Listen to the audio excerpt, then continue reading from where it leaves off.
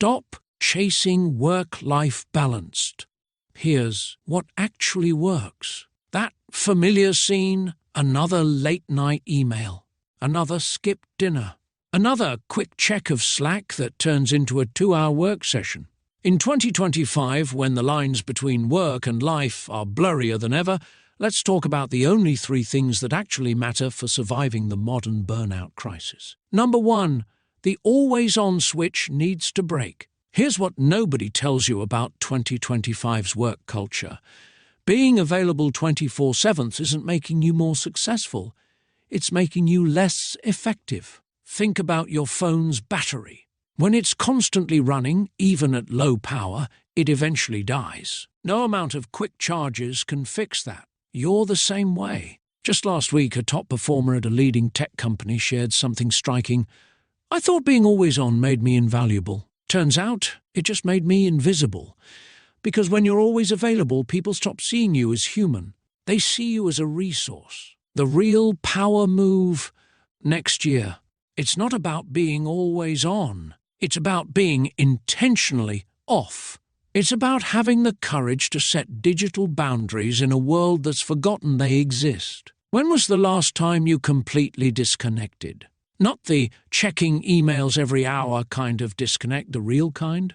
Number 2, your energy bank account is overdrawn. Think of your energy like your bank account. Every email, every meeting, every quick favor, they're all withdrawals. But here's the thing. We're all making withdrawals without making deposits. We're running on energy debt. And the interest rate is our health, our relationships, our joy. That headache that won't go away, that's an overdraft notice. Those midnight anxiety spirals, those are past due warnings. Your body's been sending you notifications, but you've been treating them like those app updates you keep postponing. The answer isn't another productivity hack or time management app. The answer is understanding that rest isn't a reward for hard work, it's a requirement for good work. Just like you wouldn't expect your car to run without fuel, you can't expect your body and mind to perform without real rest. Number 3, the game changed, but you're playing by old rules. We're still following a workplace rulebook written for a world that doesn't exist anymore. Remote work, digital offices, AI assistants, everything changed except our expectations of ourselves. Here's the truth. You don't need to compensate for working from home by being always available. You don't need to prove your worth through constant productivity. The old markers of success, long hours, constant availability, endless hustle, they're as outdated as fax machines. The new game is about impact, not hours. About energy management, not time management. About working smarter, not longer. But most importantly, it's about remembering that work is part of life, not the other way around. Think about it. When you're 70, looking back at your life, will you wish you'd answered more emails, attended more meetings, stayed online longer?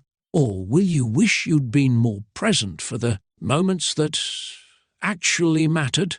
The greatest paradox of our time is that slowing down actually helps you move forward faster. That boundaries don't limit your success. They enable it. That saying no to constant availability means saying yes to sustainable success. So here's your permission slip for 2025. You can be successful without being constantly available. You can be valuable without being always visible. You can be productive without being permanently plugged in. This is your wake-up call. Not to do more, but to be more. Not to work longer, but to live fuller. Because in the end, the greatest achievement isn't an empty inbox or a full calendar. It's a life well lived.